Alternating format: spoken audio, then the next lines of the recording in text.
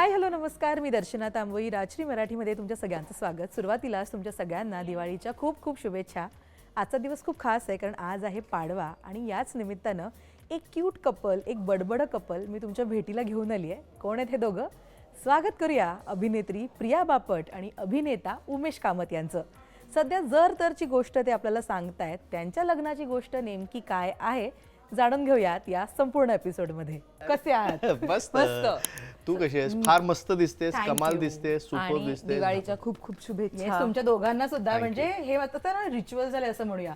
जेव्हा केव्हा मी तुमच्या दोघांना भेटते किंवा इंटरव्ह्यूच्या निमित्ताने ठरतात प्रिया उमेशला भेटायचं, तेव्हाच नेमकं प्रिया इंस्टाग्रामवर ह्याचा व्हिडिओ टाकते वर्कआउटचा. पण तुला हे माहितीये का, तो जो व्हिडिओ काढणार तो मीच असतो, ते पण लक्षात घे. हो, दोन्ही वेळेला. आधीचा मला आठवत नाहीये, आजचा तरी ह्यानेच पोस्ट केलेला आहे. तुम्ही दोघं एकत्र जाता वर्कआउटला? हो, एक व्यसन असतं ना वर्कआउट. ऍब्सोल्युटली. म्हणजे ती बरोबर करते की नाही हे मी बघायला जातो. बाकी मी तसं काय करत रे? नाही. इन्स्ट्रक्टर बरोबर व्यायाम घेतोय की नाही तिचा वगैरे हे सगळं इन्स्ट्रक्टर काय बोलते, त्यामुळे मी तेवढं बघायला जातो मी. आणि मध्ये मध्ये तिला रेस्ट पाहिजे म्हणून मग ती मला व्यायाम देते.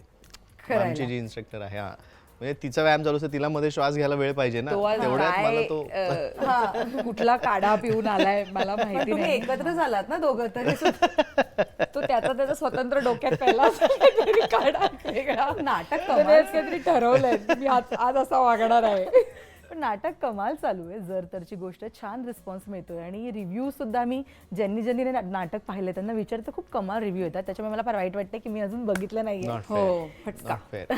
सो त्याच्यातले कलाकार म्हणून आणि निर्माते म्हणून किती भारी फिलिंग आहे की पहिलं नाटक तर इतकं जोरदार वाजतंय अजून सुद्धा. दादा एक गुड न्यूज आहे. आणि आता जर तरची गोष्ट दुसरंच बेबी. खरं तर हे किती भारी फिलिंग आहे. मला आठवत आहे की आपण नाटकाच्या सुरुवातीला इंटरव्ह्यू केला होता आणि तेव्हाही आपण बोलत होतो आणि तेव्हा माझं असं होतं की मला एक्साइटमेंट आहे स्टेजवर येऊन कसं करणार आहोत ह्याची, पण ती धाकधूक पण असते, जबाबदारी पण असते की एवढी सगळी लोक तुमच्यासाठी तिकीट काढून येतात वगैरे. प्रत्येक म्हणजे आत्ता तर ना ॲट दिस मोमेंट माझं एका सिनेमाचं शूटिंग पण चाललंय आणि मी नाटक पण करते, दोन्ही ॲट अ टाइम चालू आहे.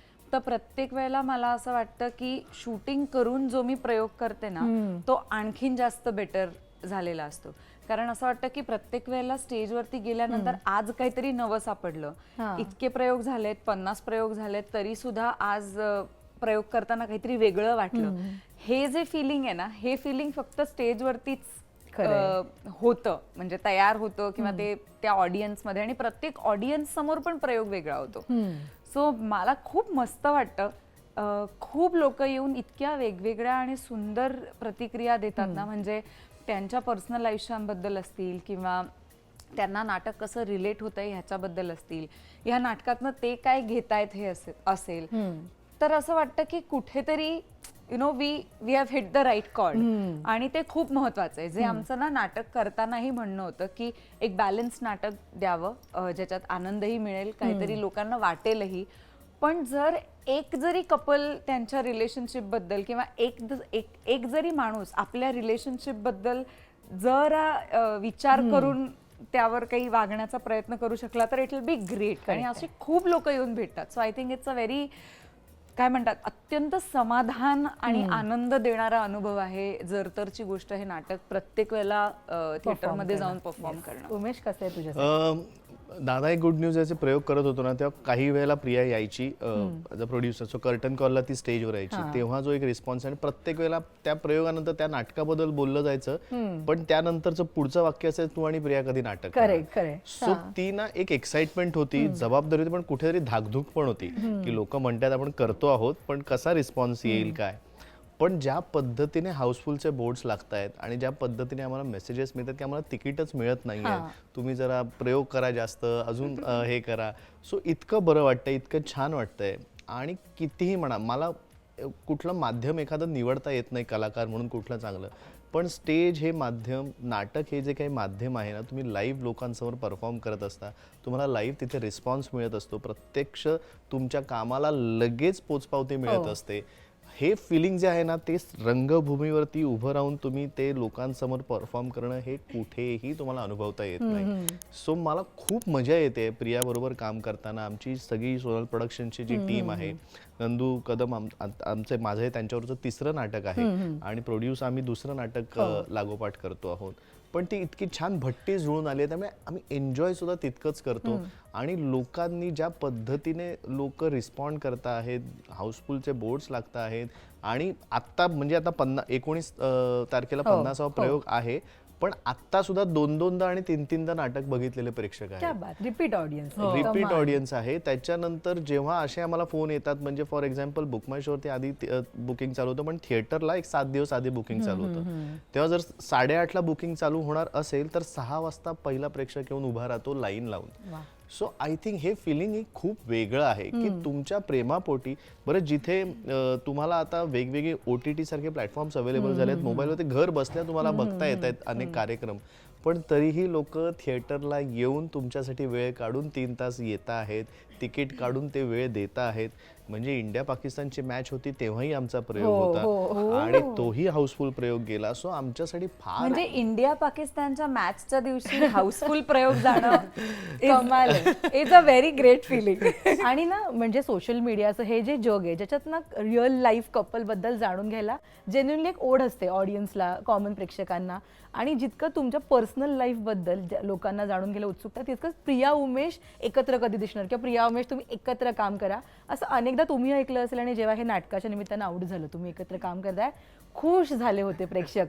सो एक व्यक्ती म्हणून किंवा एक नवरा बायको म्हणून ही किती कमाल फिलिंग तुम्हाला वाटते की आपल्याला जितकं पर्सनल आपलं जाणून घ्यायला लोक उत्सुक आहेत, तितकंच आपल्याला प्रोफेशनली एकत्र बघायला उत्सुक आहे. हो, मला खरं तर आनंद वाटतोच. आणि मला खूपसं श्रेय, म्हणजे I am not taking away anything from us, पण मला खूपसं श्रेय असं वाटतं की आम्ही वरुण नार्वेकर बरोबर आणि काय हवं नावाची एक वेब सिरीज केली होती आणि ती लोकांच्या इतकी मनात राहिली. ती काय, किंवा नवागडी नवा राज्य काय नाटक जे आम्ही केलं होतं, टाइम प्लीज त्याच्यानंतर जो चित्रपट केला होता.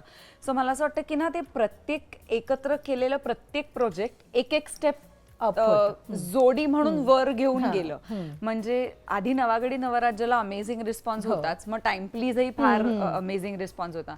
आणि काय हवंनी लोकांनी डोक्यावर घेतलं. आणि आता जरतरच्या गोष्टीच्या प्रत्येक प्रयोगाला आम्हाला ह्याची प्रचिती येते की एंट्री झाली की ज्या शिट्ट्या आणि टाळ्या येतात ना ऑडियन्स मध्ये. त्यात गाणं सुद्धा आहे ना तुमचं त्या नाटकामध्ये. सो द मोमेंट आमची पात्र म्हणून नावं अनाउन्स होतात आणि आम्ही दोघंही एकाच वेळेला विंगेतनं आतमध्ये येतो स्टेजवर, तर आम्हाला लिटरली काही सेकंद 1 मिनिट थांबावं लागतं लोकांच्या टाळ्या आणि शिट्ट्या शांत व्हायला. सो मला असं वाटतं की हे प्रेम जे आहे हे ऑब्व्हियसली तुमचं काम, वर्षानुवर्षाचं काम, म्हणजे हे असं एक प्रोजेक्ट कोणतं तुम्हाला अशा स्तरावर आणून ठेवत नाही.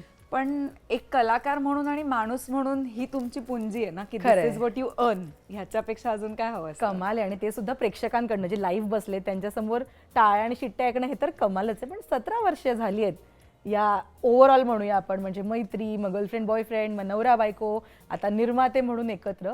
कशी होती उमेश ही 17 वर्ष? त्यालाच विचारलं बरं झालं, मला विचारूच नकोस. त्याच्यानंतर येणार मी तुझ्याकडे. कशी होती 17 वर्ष? खरं सांगू, रोलर कोस्टर राईड होती आणि ती असतेच आणि असलीच पाहिजे. म्हणजे मला ह्यातलं आमच्या रिलेशनशिप मधलं काय आवडतं असं तू जर मला विचारलं 17 वर्षात काय बदललंय, तर मला असं वाटतंय की भांडणं तीच आहेत, इंटेन्सिटी पण तीच आहे, प्रेम पण तेच आहे.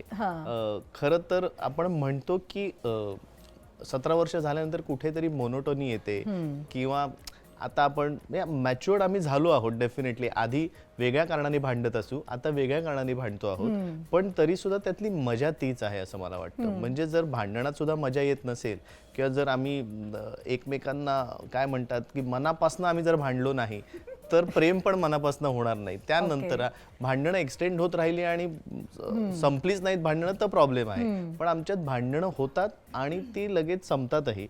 आधी मी जास्त ताणायचो, आता मी ताणत नाही, आता मी त्याची मजा घ्यायला लागलोय. Okay. सो मला तिला चिडवून अजून जास्त मजा येते, मग ती भडकते, पण मग हे त्याची अजून मजा आधीपासूनच आहे. सो हे आधीपासून तुला हो. चिडवल्यावर मजा येते. हा, पण हे मी आधीही म्हणायचे माझं ते तिला माझ्याशी आता लग्न realize व्हायला करण्याचं लागलं. कारणच ते आहे. सो आता तिला रिअलाइज व्हायला लागलं. आधी रिअलाइज व्हायचं नाही, आधी ती चिडून नंतर तीच स्वतःहून जवळ यायची.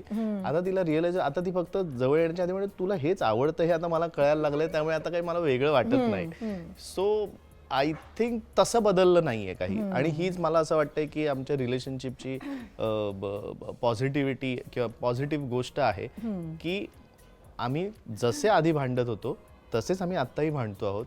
जसं आम्ही प्रेम करत होतो तसंच आत्ताही करतो आहोत. जसं आम्हाला एकमेकांचा आधी रिस्पेक्ट होता तसाच रिस्पेक्ट आत्ताही आहे. फक्त वयानुसार काय म्हणतात, जशी आपण थोडी थोडी प्रगती करतो तशी प्रत्येक गोष्टीत आम्ही प्रगती केली. मग ते भांडणात असू दे, प्रेमात असू दे किंवा कामात असू दे. किंवा कामात असू दे. सो ती प्रगती करत आम्ही पुढे चाललो आहोत. प्रिया, काय 17 वर्ष तू आठवत होतीस का फ्लॅशबॅक? आता कशी होती 17 वर्ष? नाही, अमेझिंग 17 वर्ष आहेत. म्हणजे रोलर कोस्टर राईड जसं उमेश म्हणला तसं, पण मला त्याच्यात एक गोष्ट खूप महत्वाची वाटते, ती म्हणजे दोन्हीही माणसं व्यक्ती म्हणून, कलाकार म्हणून, प्रोफेशनल्स म्हणून आणि माणूस म्हणून ग्रो होत राहिली. म्हणजे आम्ही जसे होतो तसे आम्ही त्याच्यापेक्षा खूप बेटर आज आहोत. जसे आम्ही 17 वर्षांपूर्वी होतो त्यापेक्षा आमची ही बेटर व्हर्जन्स आहेत आता. आणि ही बेटर व्हर्जन्स होत असताना आम्ही दोघांनाही एकमेकांना पाहिलंय आणि दोघांनाही त्या चढत्या पडत्या सरत्या वॉट एव्हर काळामध्ये साथ दिली आहे. त्याच्यामुळे आज जे आहोत त्याची व्हॅल्यू दोघांनाही आहे. आणि त्याच्यामध्ये कोणीही एक काय म्हणतात वनअपशिप जी असते, म्हणजे एक कोणीतरी वरचढ आणि दुसरा खाली, असं नाही झालं. दोघेही आपापल्या पद्धतीने ग्रो होत गेले. तर मला असं वाटतं की भांडणं ही करत राहावी, भांडणं असायलाच पाहिजे.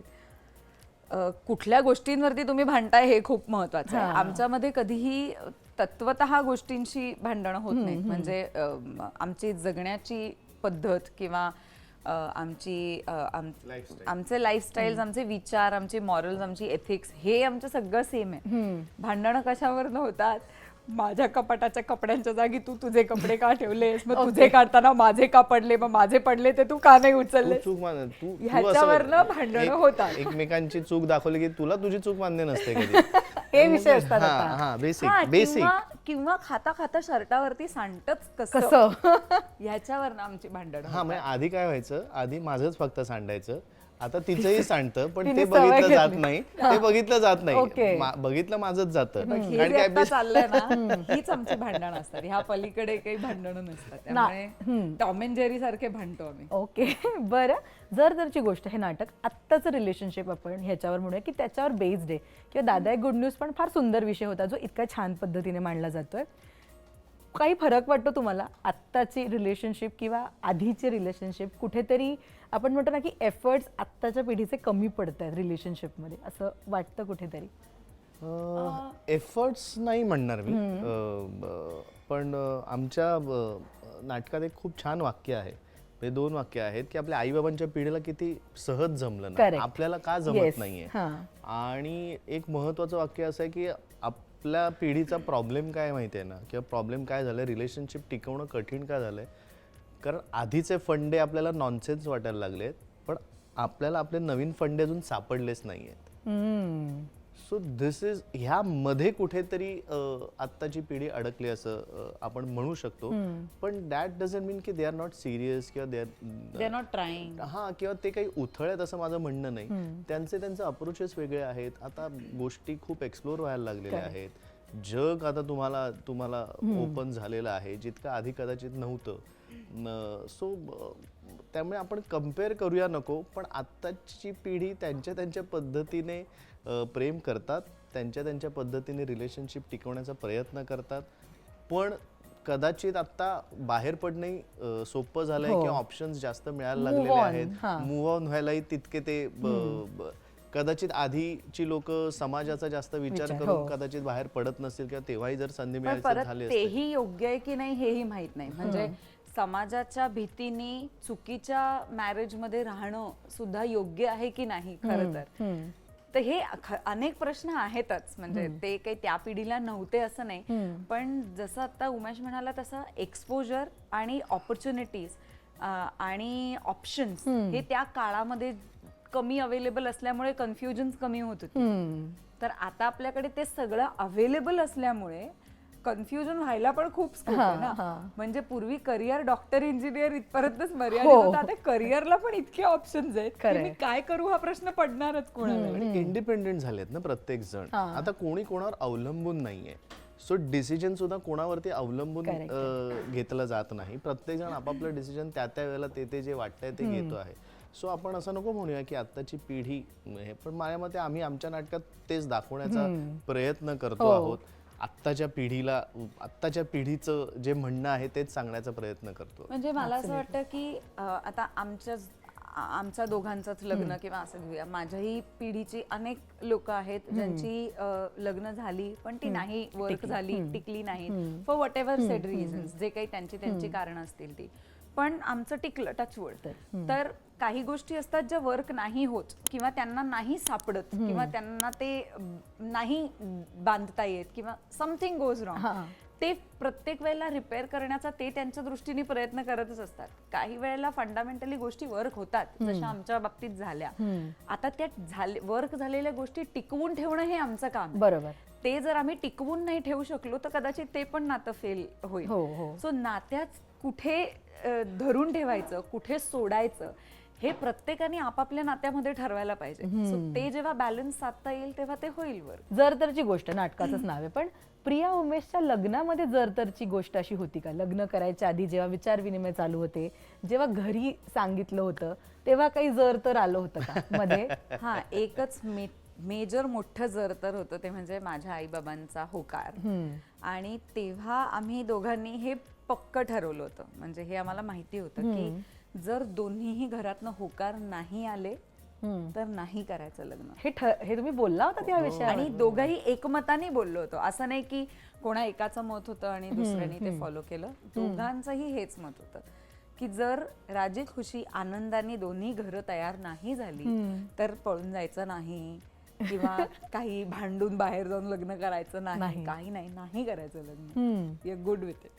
मग लग्नच नाही करायचं असंही ठरवलं होतं. म्हणजे कोणाशीच वेगवेगळे कोणाशीच असंही ठरलं, त्यामुळे पण नाही करणार. हो ठीक आहे, पण नाराज आई वडिलांना नाराज करून नाही करायचं हे कुठेतरी मनात होतं, कारण त्यांनी आपल्याला कुठेतरी हे केलं. आपण कुठेतरी हेही विश्वास होता की आपण कन्व्हिन्स करू. काय वेळ लागेल, अजून वेळ लागेल, काय वर्ष जातील, 2 वर्ष 3 वर्ष जातील, पण ते कधीतरी कन्व्हिन्स होतीलच, त्यांना कधीतरी पटेलच. सो आय थिंक त्याची आमची तयारी होती. हे अर्थात आमच्यात अंतर जास्त होतं, त्यामुळे असं हे होतं की आमच्याकडे तसा मग वेळ पण होता, कारण हा 8 वर्ष मोठा आहे माझ्यापेक्षा. आणि जेन्युअनली वयाच्या 18व्या वर्षी माझं ठरलं होतं की ह्याच्याशी लग्न करायचं. खूप लवकर ठरवलं प्रिया तू. 18व्या वर्षी. त्याच्यामुळे तेव्हा काही आई बाबांना सांगायची गरज नव्हती, माझ्याकडे खूप वेळ होता. माझं ग्रॅज्युएशन झाल्यानंतर आम्ही माझ्या घरी सांगितलं, म्हणजे हळूहळू छोटं सांगायला सुरुवात केली. मग बवाल व्हायला लागले. म्हटलं हा ठीक आहे, होऊ देत, आता होऊ देत बवाल, खूप वेळ आपल्याकडे अजून. पण उमेश तुझ्या घरनं लगेच होकार होता? हो, 4 प्रश्न विचारले उमेशच्या आईने फक्त. काय होते ते 4 प्रश्न? स्वयंपाक येतो का? ओके. नॉनव्हेज करते का? नाही, मग व्हेज तरी करते का? मग नॉनव्हेज खाते का? बस संपला विषय. आणि या सगळ्याची उत्तरं हो होती. नॉनव्हेज करत नाही, खात नाही, पण स्वयंपाक करते. येतो. हा, ते आम्ही व्हिडिओ बघतोच इंस्टाग्रामवर तुमचे. काय तिथे पसंत केली त्यांनी. माझ्या घरी काहीच प्रॉब्लेम. हो, तुला किती प्रश्न विचारले उमेश बद्दल? खूप. मेजर प्रश्न काय होता? करिअर बद्दल? करिअर म्हणजे माझ्या आई बाबांचा कन्सर्न हा होता की एकतर मी खरंच म्हणजे आम्ही दोघंही अत्यंत साध्या मध्यमवर्गीय कुटुंबामधनं येतो, जिकडे खूप ट्रेडिशनली विचार केला जातो. आणि मला नाही वाटत माझ्या आई बाबांचं काहीही चुकलं ते त्यावेळेला काही जे काही विचार करत होते, कारण ते त्यांच्या मुलीच्या दृष्टीने विचार करत होते. एकतर त्यांना ही काळजी होती की तो 8 वर्ष मोठा आहे, एक 2-4 वर्ष मोठा मुलगा ठीक आहे, त्या वयाचं, मग एका वयाचे पडता, तर तो खूपच मोठा आहे. तर मी तिथे सांगितलं तुमच्याच दोघांमध्ये 9 वर्षाचं अंतर तुम्ही तिथे त्यांना बोलायला आर्ग्युमेंटला स्कोप नव्हता. सो तो मुद्दा गेला. दुसरा मुद्दा होता जरतरचा, ते म्हणजे तुम्ही दोघंही एकाच क्षेत्रात आहात जो त्यांच्यासाठी खूप महत्वाचा आणि मोठा मुद्दा होता. बिकॉज अनसर्टन असेल आपलं बस, फील्ड. एवढंच त्यांचं म्हणणं होतं. खूप अनसर्टन करिअर आहे, कधी काम असेल कधी नसेल, तुलाही ह्याच्यातच करायचंय, मग तू तरी नोकरी कर. कारण ह्यांनी एमकॉम केलं होतं पण मी मास कम्युनिकेशन वगैरे केलं होतं. माझा असा एक जॉब करू शकेन असा प्रोफाईल होता. सो मग तू तरी कर. माझे बाबा मला बँकेची परीक्षा वगैरे दे, कारण मी इकॉनॉमिक्स बी आहे. सो बँकेची परीक्षा देण्याचे फॉर्म बी मारून देऊ लागले. म्हटलं काही नाही, मी करणार हेच आहे. पण तर हा त्यांचा मेजर कन्सर्न होता. पण मला असं वाटतं की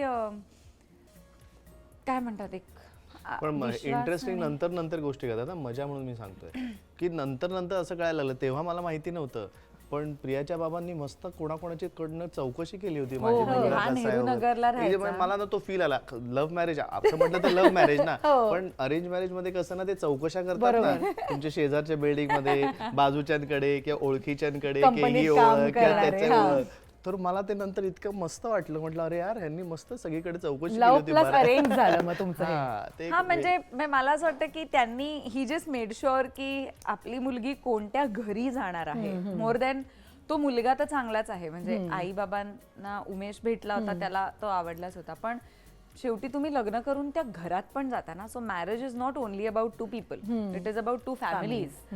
सो ती कोणत्या घरात जाणार आहे, ते त्या घराची माणसं कशी आहेत, आजूबाजूची लोक त्यांच्याबद्दल काय बोलतात, ओके आहेत का, हे सगळं माझ्या बाबांनी सगळं एक जासूसी करून झाली होती. पण त्यांना बिचाऱ्यांना संधीच मिळाली नाही. अरेंज असतं तर कसं खूप काम असतं ना आई वडिलांना, फोटो बघा वगैरे, ते काहीच त्यांना मिळालं नाही यार बिचाऱ्यांना. त्यामुळे त्यांनी तेवढ्यात हे करून घेतलं बहुतेक, त्यामुळे मजा आली मला. नंतर ऐकायला मजा आली. म्हटलं वा वा, yes. कमाल आहे. पण हे पण म्हणजे इतके प्रश्न उपस्थित केले असले तरीही उमेश माझ्या आईबाबांचा प्रचंड लाडका प्रचंड Special, आईचा, हा. स्पेशली आईचा. आणि माझ्या आईची एक गंमत होती, ती एकदा ना आवळा सरबत आईने केलं होतं, तर मी ह्याच्यासाठी थोडंसं घेऊन गेले होते. ते त्याला आवडलं आणि मग मी आईला येऊन सांगितलं की आई जरा परत कर ना, माझ्या काही मित्रमैत्रिणींना हवंय. तर ती म्हणाली कोणाला हवंय. तर माझं आणि माझ्या आईचं नातं इतकं बेस्ट होतं की, आणि मी आयुष्यात कधी आईशी खोटं बोलले नाही. मला जमलं, मी एरवीच कोणाशी खोटं बोलत नाही, पण मला आईशी तर कधीच खोटं बोलता आलं नाही. तर मी तिला सांगितलं की हा माझा एक मित्र आहे उमेश कामत, तो नाही का, हा हा अच्छा. आई म्हणली अच्छा त्याच्यासाठी आवळा सरबत हवंय. म्हणलं बरं. माझी आई म्हणे त्या दिवशी मला कळलं की हिचं सुरू आहे. कारण कोणीही असं कोणासाठी आवळा सरबत नाही घेऊन जात. मैत्रिणींसाठी मित्रांसाठी आवळा सरबत घरी बनवलेलं तेव्हाच नेतो जेव्हा आपल्याला स्पेशल असते ती व्यक्ती. स्पेशल किंवा त्या माणसाबद्दल काहीतरी एक वेगळी काळजी वाटत असते. हा. आवळा आहे ना तो. त्याचं काही गोड छान टेस्टी सरबत नाही. सही आहे. जसं ती आता म्हणाली की घरच्यांना ऑब्व्हियसली टेन्शन असणार की एकाच फील्ड मधले दोघं जण. तर मला नेहमी हा प्रश्न पडतो जेव्हा मी ऍक्टर कपल्सची गप्पा मारते, घरी कोणत्या विषयावर जास्त गप्पा होतात किंवा चर्चेचे मुद्दे काय असतात घरी? खूप असतात. हा, असं काही- कामाच्या पलीकडे खूप असतात. रादर माझ्यापेक्षा हीच मला इन्फॉर्मेशन देत असते. मला जरा कमीच असते इन्फॉर्मेशन. सो मी हिच्याकडनं इन्फॉर्मेशन घेत असतो. कारण बेसिकली हिला वाचनाची खूप आवड आहे किंवा फॉर Instagramची खूप आवड आहे. इन्स्टावरती हा नॉट ओनली स्क्रोलिंग, पण फक्त ती त्याच्यासाठी नाही, तर ती मला असं वाटतं ना आपल्या क्षेत्राशी सोडून सुद्धा आता ती थोडी डॉक्टर आहे आमच्या घरात, फक्त तिला हे नाहीये काय डिग्री नाहीये. डिग्री नाहीये. तर म्हणजे फॉर एक्झाम्पल एक सांगतो तुला, आता मला मध्ये व्यायाम करताना का काहीतरी मध्ये मला ग्लूट्स किंवा असं बॅक पेन थोडंसं जाणवत होतं. तर हिने ते इन्स्टावरती शोधून काढलं, कोणीतरी व्यायाम करणारं काहीतरी एक्सरसाइज सांगत होतं ग्लूटसाठीचं स्ट्रेचिंग करण्याचं, तर ते तिने शोधून त्याच्यावरती हे केलं. सो पण मी अशी म्हणजे ते असं त्यांना लोकांना असं वाटेल की मी काहीतरी इंस्टाग्रामचं फॉलो करायला लागले. मी ते म्हणजे माझं असं म्हणणं आहे की मी इतकं त्या दृष्टीत सर्च करत असते की मी ते वाचीन, मी ते बघीन, मग तो ग्लूट पेन कोणता, मग तो मसल कोणता, मग त्या मसलचं नाव काय, ह्याच्याबद्दल मी जाऊन वाचीन, मग त्याचे स्ट्रेचेस मी शोधते आणि मग ते मी ऑफकोर्स ट्रेनरला पाठवते आणि तिला विचारते की हे केलं तर चालेल का. मी फक्त एकच करतो, ट्रेनरला डायरेक्ट विचारतो. हिचा सगळा अभ्यास झालेला असतो, ते किती मसल्स आहेत, त्याच्या मागे किती हाड आहेत, त्याचं काय आहे, याचा सगळा अभ्यास तिचा झालेला असतो. मी डायरेक्ट ट्रेनरला विचारतो, एवढाच फरक आहे. पण सो त्याच्यामध्ये मग कुठलं फूड जॉईंट असेल, काय एक कुठले तरी अजून फूड मधल्या काहीतरी गोष्टी असतील, फिरण्याच्या गोष्टी असतील आणि काय व्यायामाच्या गोष्टी असतील, अशा अनेक गोष्टी ती पाहत असते. त्यातनं हे करत मी माझ्या कामाचं तेवढं पाहतो आणि जेवढं पोस्ट करायचं तेवढं पोस्ट करतो आणि मोकळा होतो. सो आमच्या त्या गप्पा होतातच, जास्त होतात की मग ती 4 गोष्टी मला सांगते, अरे तू हे पाहिलंस का, तू ते पाहिलंस का. त्यामुळे मला त्या गोष्टी कळतात. किंवा तिला एकंदरच अनेक गोष्टींमध्ये जाणून घेण्याचा रस असतो, त्यामुळे ती प्रश्न पण विचारते. सो आमचं क्षेत्र सोडता आम्ही बाकी किंवा आम्हाला फॉर एक्झाम्पल घर किंवा काय गाड्या किंवा बाईक ह्यांची आवड नसली तरी त्याच्याबद्दल जाणून घेण्याची हे असते. किंवा मला स्पोर्ट्स कुठल्याही पद्धतीचा जास्त आवडतो पाहायला, म्हणजे मला सगळ्याच पद्धतीचे स्पोर्ट्स पाहायला आवडतं. मग ती मला विचारते की ह्या स्पोर्ट्सचं हे काय म्हणणं आहे का, तर तिला लॉन टेनिस आवडतं पण तिला ते सगळं त्यातले कळत नाही, मग ती त्याच्याबद्दल विचारते किंवा काय. सो स्पोर्ट्स मधलं काही असेल तर आमच्या त्या पद्धतीने चर्चा होते. आता काल मॅक्सवेल इतका छान खेळला, ती थांबली होती ते, पण मी पूर्णपणे त्याच्यात घुसलो होतो. सो वेगवेगळे विषय असतात चर्चेला, आमच्याकडे कमी विषय नाही. क्या बात. प्रिया पण आम्ही आयुष्यावरती पण चर्चा करतो, हे जे काही तो सांगत नाहीये. मला असं वाटतं की अदर देन वर्क वगैरे मला खूप बसून मला बोलायला खूप आवडतं आणि माझं असं अपब्रिंगिंग आहे की मनातल्या गोष्टी बोलल्या पाहिजेत. माझं उलट आहे. मला ऐकायलाच फार आवडतं, So, आमच्या बोलायला आवडत दोघांमध्ये नाही हे आणि मनातल्या गोष्टी communication मनात ठेवायला आवडतं. घडवणं की आज चल फक्त कॉफी प्यायला जाऊया का, तर मला गप्पा मारायच्या. आणि त्या गप्पा काय असतात की मग तुला काय वाटतंय, तुला काही प्रेशर आहे का, तुला आता ह्या सिच्युएशन बद्दल काय वाटतंय, करिअरच्या ह्या सिच्युएशन बद्दल काय वाटतंय, आपण फायनान्शियली कसं प्लॅनिंग करायला पाहिजे, किंवा काही आहे का की जे खुपतंय, जे नाही आवडत आहे, कोणी काही वागलंय, किंवा if there is anything that probably तू माझ्याबरोबर अजून शेअर नाही केलंयस पण तुला सांगितलं तर जास्त बरं वाटेल, तर ह्या गोष्टी त्याला विचारल्या नाहीत तर तो कधीही बोलत नाही. जर तो आता म्हणा मनात ठेवायला हे आवडतं. कुचकटगिरी खूप करतो तो आयुष्यात खूप, पण ज्या गोष्टी खरं तर बोलून मोकळं व्हायला पाहिजे त्या कधीही उमेश बोलत नाही. पण थँकफुली मीच एक आहे जी त्याला, आता अर्थात मी बायको आहे तर माझ्याकडे बोललंच पाहिजे, पण अजून कोणी शोधल्या असतील बोलायला तर मला माहित नाही. हा खूपच कॅन्डिड इंटरव्ह्यू होतोय ना. पण जर मी आज इथे विचारलं की दोघांना एकमेकांबद्दलची कोणती एक गोष्ट आहे किंवा कोणती एक क्वालिटी म्हणूया जी खूप इन्स्पायर करत असते, तर ती कोणती सांगाल? काय इन्स्पायर करतं एकमेकांबद्दलचं? पेशन्स ह्याच्यातले, खूप पेशन्स आहे ह्याच्यात. आणि मी कितीतरी प्रयत्न करून मी एक तर माझ्या कामाच्या बाबतीत माझ्याकडे पेशन्स आहे, मी काम करत असताना, पण त्याच्या ऑफ स्टेज माझ्याकडे पेशन्स नाहीये, व्यक्ती म्हणून माझ्याकडे पेशन्स नाहीये. तर ते मला प्रचंड अप्रूप आणि आदर वाटतो, कारण ती खूप महत्वाची गोष्ट आहे आयुष्यातच, की एखाद्या गोष्टीकडे प्रत्येक वेळेला ऑब्जेक्टिव्हली बघणं आणि अत्यंत शांतपणे पेशंटली वाट पाहणं, हे मला नाही जमत. त्याच्याकडे प्रत्येक गोष्टीत पेशन्स आहे. क्या बात. तिची इन्स्पायर करणारी गोष्ट म्हणजे तिची चिकाटी. आय थिंक एक गोष्ट तिने मनाने ठरवली ना, जग इकडचं तिकडे झालं तरी ती त्याच्याकडे लक्ष नाही देणार, पण तिचा फोकस त्या गोष्टीवरती असेल.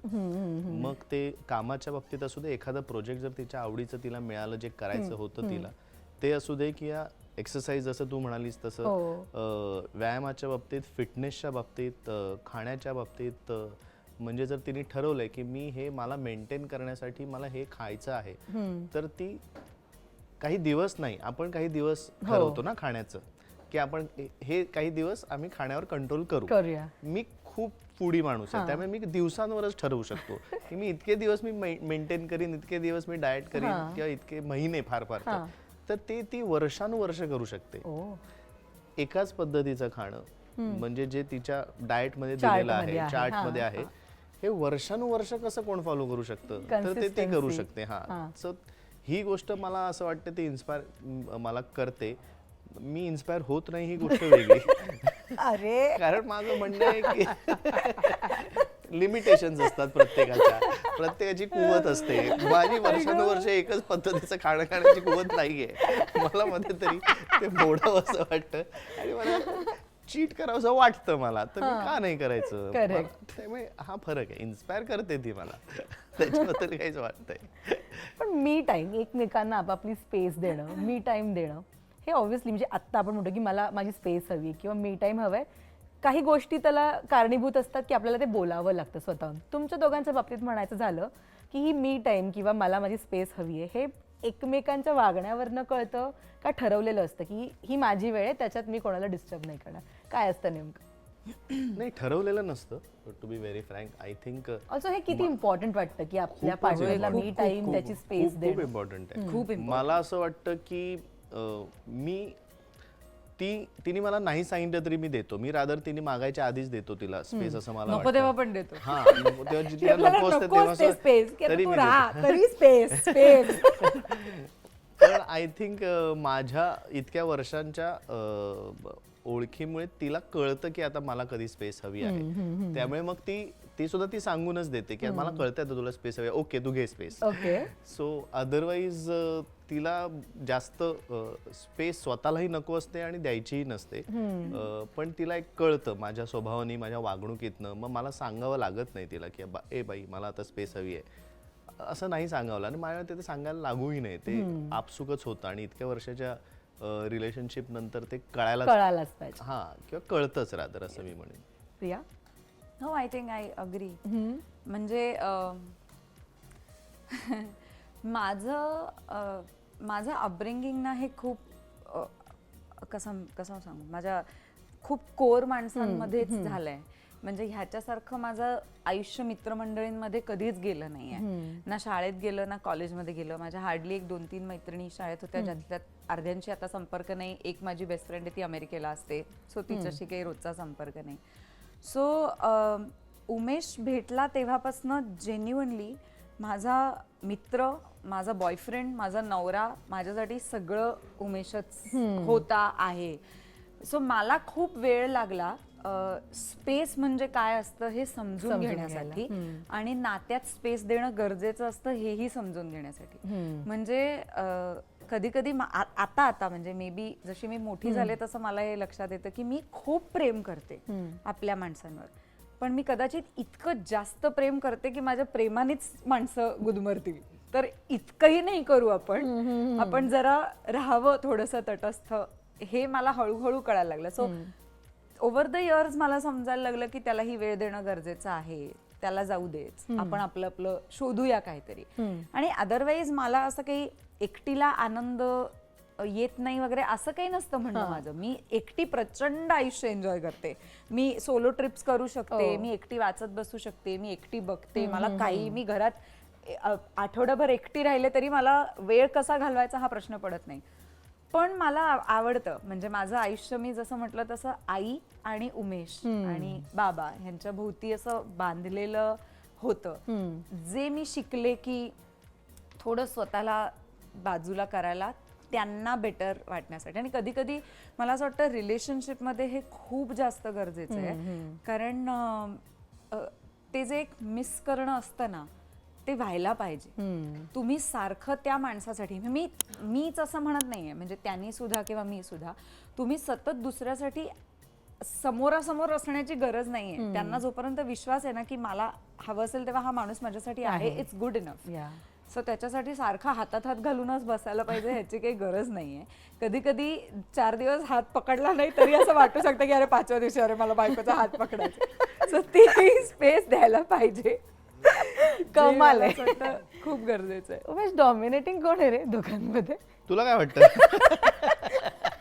डॉमिनेटिव्ह वगैरे नको म्हणून, इन जनरल तू काय येतेस तुझ्यावर? तुम्ही असं मी तिला विचारलं नाही, तुला काय तुम्ही माझ्याकडे वाटतं? बघून मी फक्त तिला विचारलं तुला तुम्ही काय काही वाटतं. महिन्यांपूर्वी एक रील पोस्ट केली होती की हेल्दी रिलेशनशिपसाठी कसं असावं, की एक पार्टनर खूप मस्तीखोर आणि एक पार्टनर शांत. ते खरं आहे रील. हो, पण प्रश्न आहे की dominating कोण आहे? ते नाही माहिती. रील मधलं काय दिसतं तुला? उमेश, मला नको फसव याच्यामध्ये. मला बरेच इंटरव्ह्यू करायचे आहेत पुढे तुमचे. तरी तू सांग ना, तुला काय वाटतं? खरं खरं सांग, नाही, काय मला- मी वाटतं? असं एका कोणाची बाजू नाही घेऊ शकत. इंटरव्ह्यू कमेंट करतात मग तू प्रेक्षक प्रश्न कसा विचारू शकतेस? की ही बायास असं विचारू शकतात. सांग उमेश. मला असं दादा, वाटतं तुझं वेगवेगळ्या कोण? विषयांवरती वेगवेगळे लोक डॉमिनेटिंग आहेत आमच्या दोघांमध्ये. ओके. एखादा विषय मी जर कॉन्फिडंट असीन त्या विषयावरती तिने काही म्हटलं तरी मी हटत नाही. ओके. मग मी पूर्णपणे डॉमिनेट करतो की नाही मला असं वाटतं तर मला असं वाटतं आहे. पण बाकीच्या विषयावरती जसं मी म्हणतो तिला माझ्यापेक्षा जास्त अनेक विषयातलं कळतं, त्यामुळे त्या विषयांवरती ती डॉमिनेटिंग असते. मग ती कुठलीही असू दे, घरातल्या स्वयंपाक खोलीतल्या गोष्टी असू देत किंवा घरातल्या कुठल्याही गोष्टी असू देत. त्यामुळे मला असं वाटतं काय वाटतं, मला असं वाटतं थोडीशी जास्त ती डॉमिनेटिंग आहे. कारण मी कशाचा फरकच नाही पडून घेत. तो माझा स्वभाव आहे. तो चांगला वाईट हा मुद्दा वेगळा, पण आणि तिला प्रत्येक गोष्टीत परफेक्शन लागतं, त्यामुळे ती त्या दृष्टीने ते बघत असते. म्हणून मला असं वाटतं 60-40 असेल आमच्यात. 60% ती डॉमिनेटिंग आहे, 40% मी डॉमिनेटिंग आहे. आता तू तुझं सांग. तुझ्या साईडची गोष्ट सांग आता. नाही, मला असं काही मला वाटत नाही की नात्यात म्हणजे आमच्या तरी आत्ताच्या सिच्युएशन मध्ये कोणीही एक डॉमिनेटिंग आहे. कारण dominating is a very huge term. कारण त्यावेळेला पारडं वर खाली ऑलरेडी झालेलं असतं when you are using that. आणि माझ्या मते कुठचीही रिलेशनशिप ही बॅलन्स्ड आणि इतके काळ एकत्र राहूच शकत नाही जर एक माणूस डॉमिनेट करत असेल तर. सो मला नाही वाटत आमच्या दोघांपैकी कोणीही डॉमिनेटिंग आहे. काहीतरी असेल ना, काही काही बाबत. जर मला आज इथे हॅम्पर द्यायचं असतं तर मी आता प्रियाला दिलं असतं या उत्तरासाठी. हो देतील. खूप म्हणजे ते छान बायस्ड उत्तर. आहे. म्हणजे तू बायस्ड आहे. नाही यार, तिने फार छान उत्तर मी दिलं. खरं उत्तर दिलं यार. याचा अर्थ बरं, असं कसं ते छान उत्तर तिने दिलं. टेक्निकली फार करेक्ट उत्तर दिलं. नाही पण खरं पण आहे. म्हणजे मला असं वाटतं की ज्या स्वभावाचा माणूस उमेश आहे आता तो डॉमिनेटिंग इन व्हॉट नेचर. हो, घरातले उषा सरळच असाव्यात, घर स्वच्छच असावं, घर नीटनेटकं असावं हे मला वाटतं. आणि त्यासाठी सगळ्यांनी त्याच्यात कॉन्ट्रीब्युट करावं असंही मला वाटतं. पण एका पॉइंट नंतर बाकीच्यांनी कुणीही नाही केलं तरी मी उठून सगळं करते. सो मला माहिती नाही हे डॉमिनेटिंग आहे. हे ते इन्स्पिरेशन सारखं आहे. हो, मला ती खूप इन्स्पायर करते, पण म्हणून माझ्यात बदल होतो असं नाहीये. तसंच ती डॉमिनेट करते, पण म्हणून मी डॉमिनेट करून घेतो असं नाहीये. असं नाहीये. त्यामुळे मला जसं हवंय तसंच मी इन वागतो. शॉर्ट डॉमिनेटिंग कोणीही नाहीये. आजकाल म्हणजे असं झालंय ना की वाटच बघत असतात काही जण की कधी कोणती ऍक्ट्रेस काय पोस्ट करते किंवा ऍक्टर काय पोस्ट करतो आणि आम्ही त्याच्यावर निगेटिव्ह कॉमेंट करतो. म्हणजे हे असं कित्येकांचं बघितलंय की फोटो दिसायला फार छान असतो, म्हणजे आपल्यासाठी छान फोटो आहे की, पण त्याच्या खालच्या ज्या कमेंट असतात ना त्या म्हणजे आम्ही थर्ड पर्सन म्हणून पण वाचत असं होतं की यार जर ही लोक सगळ्या कॉमेंट वाचत असतील तर यांना काय वाटत असेल. म्हणजे एक कॉमन क्वेश्चन किंवा कॉमन प्रत्येकाच्या डोक्यात विचार येतो. तुम्ही कसं डील करता या निगेटिव्ह मार्किंगशी म्हणा किंवा कमेंटशी म्हणा? बॅक ऑफ द माइंड कधी त्या गोष्टीचा आपल्याला त्रास होत असतो? मी फार हे काही फेस केलेलं नाहीये. माझ्या ते प्रियानीच येस, म्हणजे माझ्यापेक्षा आता जास्त रिसेंटली केलेलं आहे. प्रियानी जो फोटो ऑस्ट्रेलियाचा टाकला ना फोटो मी. पोस्ट केला अच्छा होता अच्छा अच्छा अच्छा बिकिनी मधला. आणि त्याच्यात तू उत्तर नाही दिलंयस ना प्रिया, कोणालाच उत्तर दिलं नाहीये तिने. मी त्या कॉमेंट वाचल्या सगळ्या. हा हो हो, मी पण नाही वाचल्यात यार खाली. वाचल्या ना, मी दाखवलं ना तू एक दोनच वाचून हा दाखव. मी काय सगळ्या कोण वाचणार आहे? खूप एवढ्या कॉमेंट हजार comment. प्रिया, तू अशा वेळी शांत राहणं प्रेफर करतेस? हो, का पण त्याच्यात खूप लोकांनी माझी बाजूही हो, हो, घेतली. अनेक जण म्हणाले. बरोबर. मला आता या निमित्ताने हा. बोलतेच. हो. मला असं वाटतं की आपण खूप सोयीस्कररित्या मराठी संस्कृतीचे झेंडे घेऊन फिरतो, ज्याचा मला अत्यंत मनापासून ती आवडत नाही.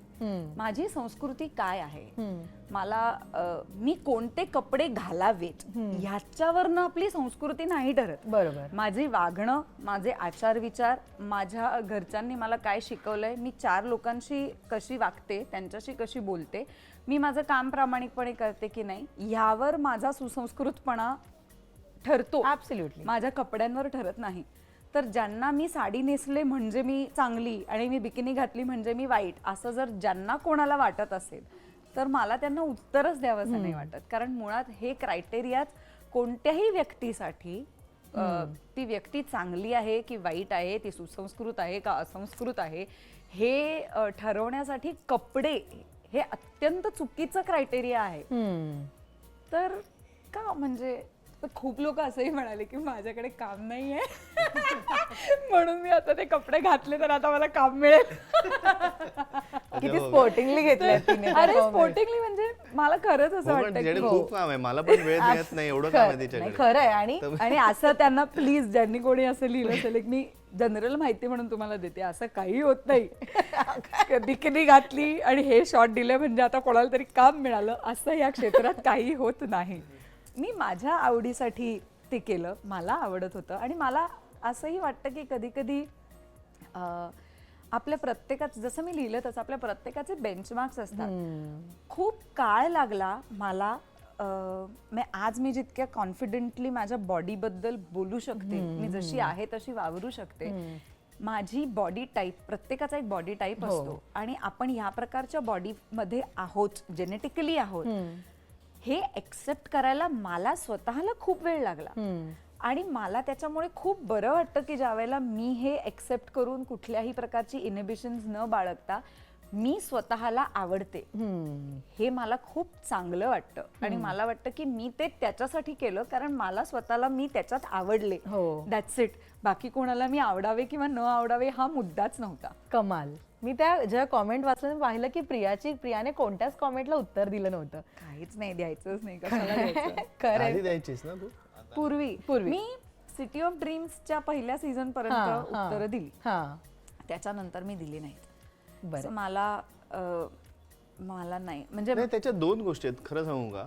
आता बघ ना, आता ह्या प्रश्नात सुद्धा विच इज व्हॅलिड, आपलं ना पटकन नेगेटिव्ह कडे जास्त लक्ष जातं. आणि तेच ना त्यांनाही माहिती असतं. आपण काही जण जेन्युअनली वाईट बोलत असतील कारण तो त्यांचा एक तर तो त्यांचा आता तू पण आपण छान इंटरव्ह्यू घेत असतो तर तू इतके पॉझिटिव्ह प्रश्न विचारत, मला असं वाटतं दॅट इज युअर पर्सनॅलिटी. तुला जर ते गॉसिप आणि ह्याच्यातच शिरायचं असेल तर तू त्या पद्धतीचेच प्रश्न विचारणार, नेगेटिव्हच विचार करणार, नेगेटिव्ह. सो हे जे नेगेटिव्ह कमेंट्स करणारी लोक असतात, तर माझं असं प्रामाणिक मत आहे की हा तो त्यांचा स्वभाव असतो, ते त्यांचं थिंकिंग असतं, ती माणसं तशी असतात, त्यामुळे त्यांना तेच दिसतं आणि त्यामुळे त्यांना ते आवडतं आणि ती त्यांची लाईफस्टाईल होऊन जाते आणि ते तसेच वागत असतात. मग कुठल्याही चांगल्या गोष्टीत सुद्धा त्यांना वाईट दिसूच शकतं आणि त्यामुळे ते तसे कमेंट्स करतात. पण त्याच्याच बरोबर इतके अनेक पॉझिटिव्ह कमेंट्स असतात किंवा लोक असतात जेन्युअनली आपल्याला छान बोलणारी माणसं असतात, छान एनकरेज करणारी माणसं असतात. आपण ना त्याच्याकडे मी हे खूप आधी, मला अगदी सुरुवातीला एखाद दुसरं काहीतरी वाईट कमेंट आली असेल तेव्हा मला हे रिअलाइज झालं, त्यामुळे मी त्यानंतर त्या दृष्टीने विचार करायला लागलो की अरे एक वाईट काहीतरी, एकाला कोणाला तरी काहीतरी एक वाईट त्याच्यात दिसलं, पण बाकी 100 आपण चांगल्यांकडे का नाही लक्ष द्यायचं. सो आपण त्यांच्याशी बोलूया, आपण त्यांच्याशी संपर्क करू, कारण ते विचार पॉझिटिव्ह करतात, ऍटलिस्ट त्यातनं त्यांना काहीतरी एनकरेजमेंट मिळत असेल, जसं तुम्हाला इन्स्पिरेशन मिळत असेल. सो आपण त्यांच्याशी कम्युनिकेशन करूया. एखादा माणूस आपण त्याला फक्त गेट वेल सून एवढंच म्हणू शकतो, बाबा रे तुझ्या आयुष्यात काहीतरी असेल प्रॉब्लेम, तुझ्या आयुष्यात काहीतरी निगेटिव्ह घडत असेल, त्यामुळे तुला निगेटिव्ह दिसत असेल त्यांच्याकडे एवढं टाईप करा निबंधाचं. मला एक मात्र वाटतं जे मी म्हणजे मला कायम मला त्या नेगेटिव्ह कमेंट्सना रिप्लाय नाही करावासा वाटत आहे, कारण कधी कधी लोक खूप मनापासून तुमच्यावर हक्क सांगतात. म्हणजे तुम्ही त्यांना इतके घरातले वाटतात की असं नाही की फक्त पुरुषांनीच वाईट कमेंट्स केल्यात. काही काही मुली आहेत ज्यांनी लिहिलंय की मला तू खूप आवडतेस, मी तुला फॉलो करते, पण तुझं हे मला नाही आवडलं आणि मला तुला सांगावं असं वाटलं. फेअर इनफ, तुम्ही सांगितलं, पण मला जोपर्यंत मला किंवा माझ्या घरच्यांना असं वाटत नाही की मी हे काहीतरी केलंय जे अत्यंत चूक आहे, तर तोपर्यंत मी त्याचा फार विचार नाही करत. पण मला असं वाटतं की ते इतकं प्रेमाने ते हक्क सांगतात तुमच्यावरती, कलाकार म्हणून ते तुमच्यावर प्रेम करत असतात, तर ते हक्कही सांगतात. पण मला असं वाटतं की प्रत्येक कलाकाराच्या ह्या अनेक गोष्टी असतात ज्या आम्ही आमचं प्रोफेशन म्हणून एक्सेप्ट करायला पाहिजे, आणि कलाकारांचं व्यक्तिगत आयुष्य, स्क्रीन आयुष्य, त्यांच्या आवडीनिवडी, ह्या तुम्ही त्यांना स्क्रीनवर कसे बघता किंवा तुम्हाला ते कसे आवडतात याच्याही पलीकडे काही असू शकतं, ते लोकांनी मान्य करायला पाहिजे. खूप मस्त. दिवाळी आहे तर प्रिया, लग्नानंतरची दिवाळी कशी राहिली तुझ्यासाठी? पाडवा किती स्पेशल राहिलाय? आणि उमेश छान आहे का गिफ्ट देण्यामध्ये? पाडव्याच्या बाबतीत नाही, कम्प्लीट फेल आहे मी, काहीच नाही. असं पण मी कधी काय मागितलंय का? आपण मागितलं मी द्यायला नाही पाहिजे असं नाहीये ना. पण असं काय माझी अपेक्षा पण नसते. अरे बापरे, वा, ती म्हणते अपेक्षाही नसते. खरंच नसते. आता हे तू त्याला विचार. ऍब्सोल्युटली. म्हणजे मला आठवत नाही मी लग्नानंतर कुठल्याही पाडव्याला तिला काही दिलंय, कधीच नाही. पण माझी असं नाही की त्यांनी दिलं नाहीये आणि मला त्याचं वाईट वाटलंय, मला अपेक्षाही नाही आहेत. मी खरंच खूप मिनिमल मुलगी आहे. मला त्यांनी त्याच्याऐवजी तो माझ्याबरोबर 2 तास जास्त काढले आणि मला कॉफी प्यायला घेऊन गेला, तर माझ्यासाठी ते जास्त महत्वाचं आहे. ते जास्त महत्वाचं आहे की त्यांनी मला सोनं दिलं का दागिना दिला का साडी दिली, ह्याच्यापेक्षा मला अजिबातच कुठल्याही मटेरियल गोष्टींमध्ये इंटरेस्ट नाही. हे मला फार आवडतं. त्यामुळे मला त्यातलं कळत पण नाही ना ग. आणि त्यामुळे तेही असं मला पण- वाटतं की जर मला कुठली मटेरियल गोष्ट हवीच असेल, लाईक नवीन गाडी घ्यायची किंवा नवीन घर घ्यायचंय, तर मला असं ते आयदर वाटतं की मी स्वतःच्या मेहनतीने स्वतःच्या पैशाने घ्यायचे. घ्यायचे, नाहीतर आपण दोघांनी मिळून एकत्र बिल्ड करून एकत्र घ्यायचं. क्या बात. सो मला त्या गोष्टी अशा कोणी गिफ्ट केल्या वगैरे आहे माझी की अशी नाही? अपेक्षा किती नाही. सुंदर बायको. I am so lucky. Minimal एकदम सो लकी. आता I am so lucky. Dominating वगैरे बोलून झालं आता म्हणतो I am so lucky. I am so lucky. 60-40. त्याच्यात सुद्धा लकीच्या बाबतीत सुद्धा उलट आहे. 60 मी लकी आहे, 40 ती लकी आहे. अरे पण सो पाडवा मला आनंदाची एक गोष्ट वाटते की जे मी म्हटलं की फंडामेंटल्स आमच्या दोघांचे सारखे आहेत, ते म्हणजे आम्हाला दोघांनाही माणसं जपायला आवडतं, नातेवाईक जपायला आवडतात, घरच्यांबरोबर वेळ घालवायला आवडतो, सण एकत्र साजरे करायला आवडतात, त्याला थोडे नाटकाचे प्रयोगही त्याच्यात करायला आवडतात.